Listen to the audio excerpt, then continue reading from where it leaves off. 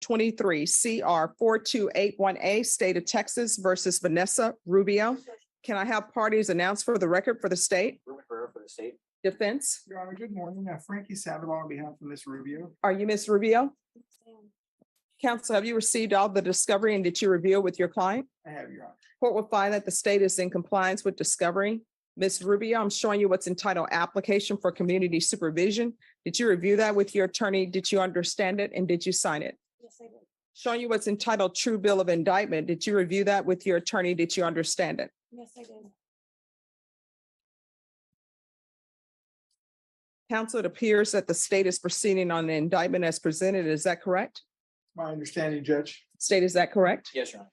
Ms. Rubio, I'm showing you what's entitled court admonishments. Did you review that document with your attorney? Did you understand it? Did you sign it in all the appropriate places? Yes, I did. Did you understand you're charged with the offense of theft of a firearm? That's a state jail felony. The range of punishment is anywhere from 180 days up to 2 years in the state jail facility and up to $10,000 fine. Did you understand?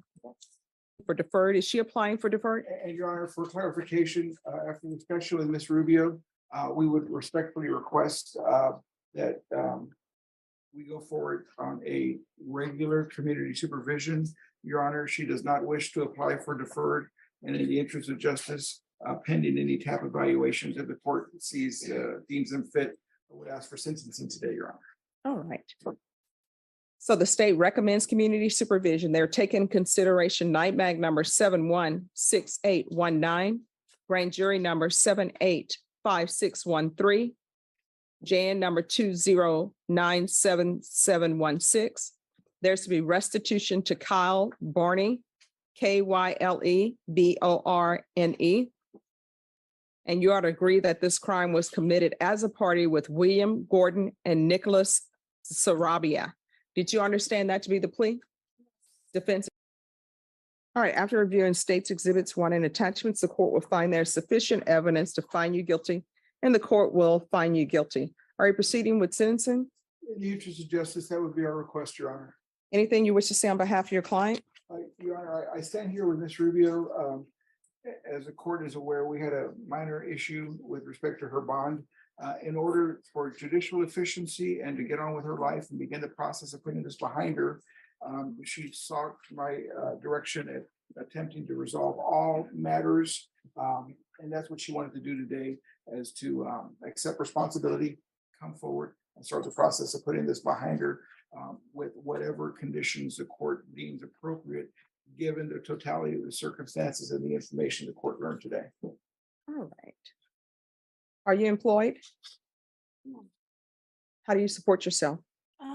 Currently I am not. Since I went to jail for this, I lost my job, so I'm still looking for a new one. So when's the last time you were employed? The beginning of June, or the middle of June, I guess. Maybe about the middle of June. Do you have any children? Yes, 2. What are their ages? She just turned 12 and 14. Who do they live with? They reside with both me and their dad. Who is the father? William Bloodworth is one of them. I'm sorry, who? William Bloodworth. He is the father of my daughter, and my son's father is not involved. He takes that place of that. So you're saying you're living with William Bloodworth?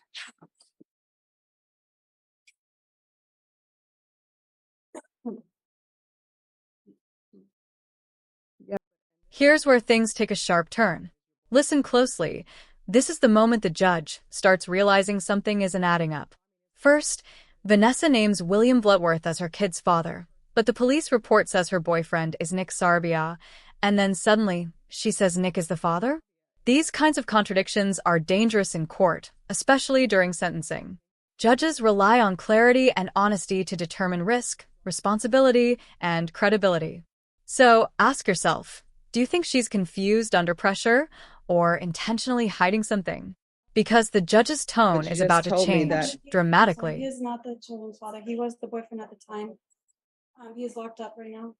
We have not spoken. And then why were you dishonest with me about your drug test? I'm sorry. That was 7 days ago. I didn't think that it was me. No. That should not be in your system from 7 days ago. When's the last time you used and what are you using on a regular basis? 7 days ago. What are you using? There was meth on 7 days ago. No, listen to my question. What drugs are you using?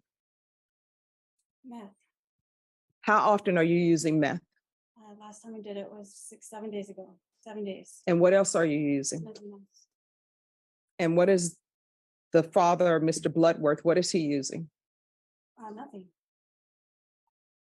Oh, your brother? Nothing. I find that people, We don't live together. We both share custody of my kids. They live with me and then they live with their dad. okay, We she's, do a joint custody. time out. You're being very dishonest and slippery with me because I asked you, my mind is a steel trap, but I wanted the court reporter to read back because maybe my mind is failing, but I highly doubt that.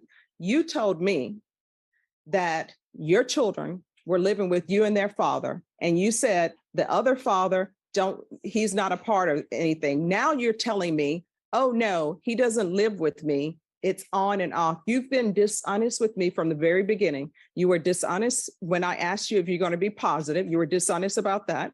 Then you were dishonest about Bloodworth. I don't even know if this is this person's real name or not. Then you were dishonest about Sarabia. At first, and later you said he was the father of your children. Now he's not the father of your children. You're just being dishonest all across the board with the court, and I don't appreciate it.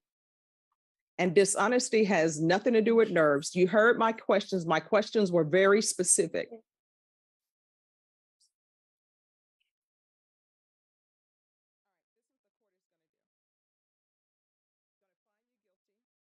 This is the exact moment everything locks into place for the judge, and not in a good way.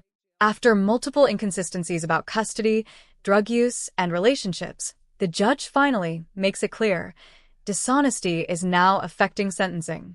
Notice how quickly things escalate from simple questioning to a full breakdown of trust. In court, credibility is currency. Lose it and consequences multiply. What started as a plea suddenly becomes a deeper evaluation of parental fitness, drug risk, and child safety. Viewers, what do you think triggered the judge the most? The shifting father story, the meth timeline, or the repeated denials? Until further notice, intensive parenting classes. I'm going to want field visits, random, one time per month until further notice. Please check on the children. There's to be no contact with the person who she's saying may or may not be the child's father. There's to be no contact with Nicholas, Anthony, Sarabia. And that means if he's at the Bexar County Jail and he calls you and you know it's coming from the jail because they're going to ask you if you'll accept the collect call, you need to hang up because otherwise I'm going to count that as contact. And it's easy to see if that's happening because they keep a record of every phone call from the jail. Do you understand?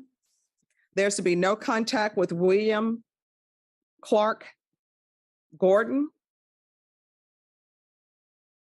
There's to be regular reporting by Zoom or in person. Proof of employment within 30 days. There's to be no employment as a home health care provider or with minors.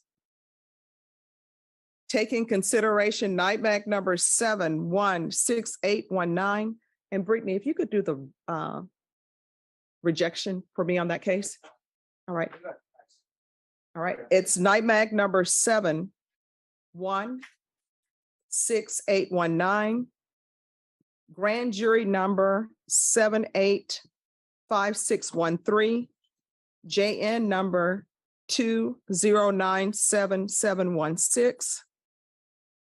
200 hours of community service restitution, those will not be waived. TAP evaluation, and once the TAP evaluation is complete, she's going to start with intensive outpatient treatment. And the court is noting for the record that she's agreed she was acting as a party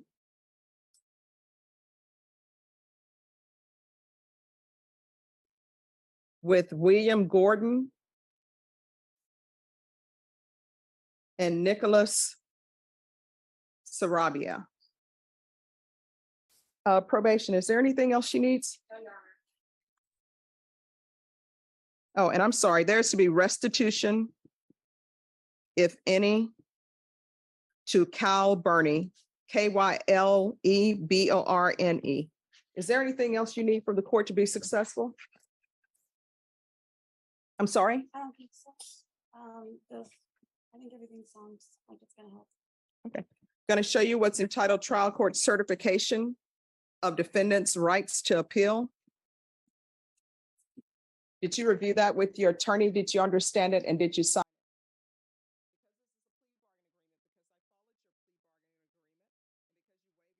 Before the court moves on to the next defendant, take in how heavy this ruling was.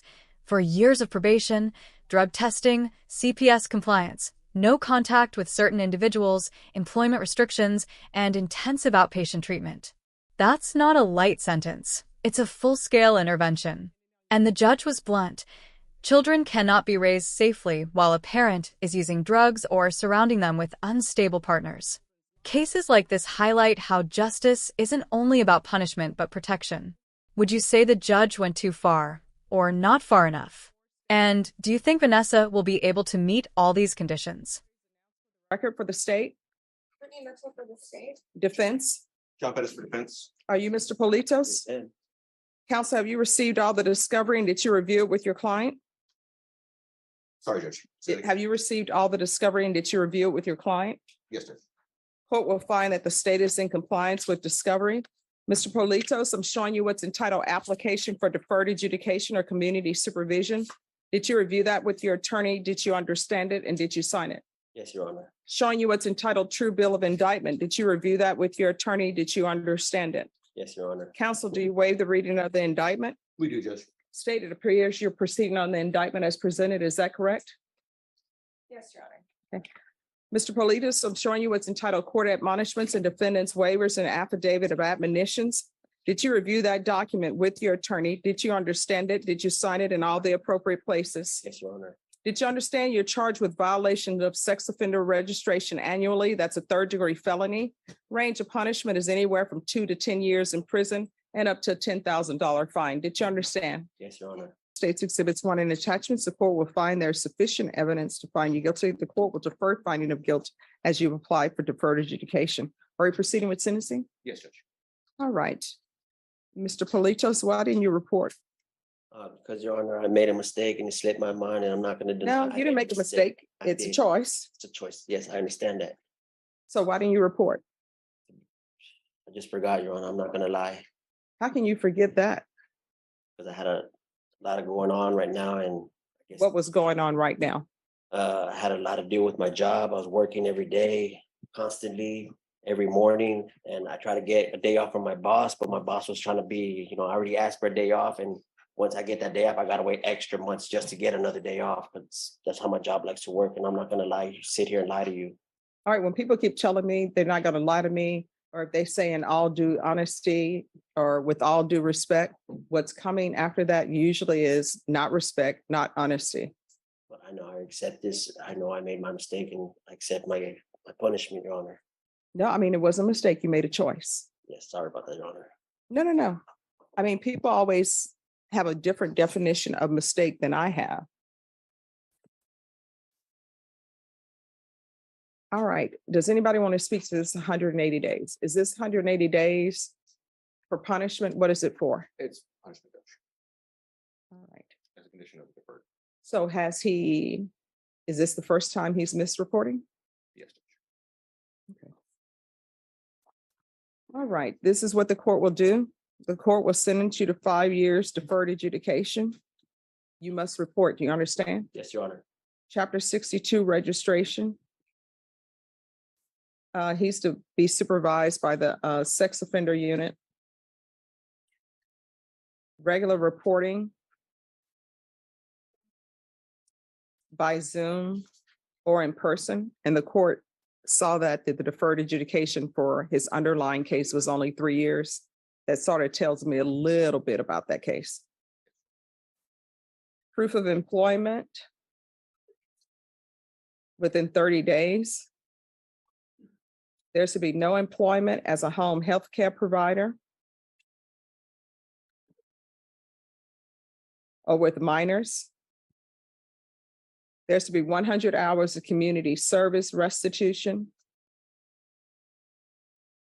Since you're not allowed to do actual community service hours and there's no choice, I usually let people buy it out at $7.25 per hour. I'll let him buy that at $6 an hour. Thank you, Judge. There should be a $500 fine that will be probated. Are there drug issues with you? No, Your Honor. There should be regular UAs.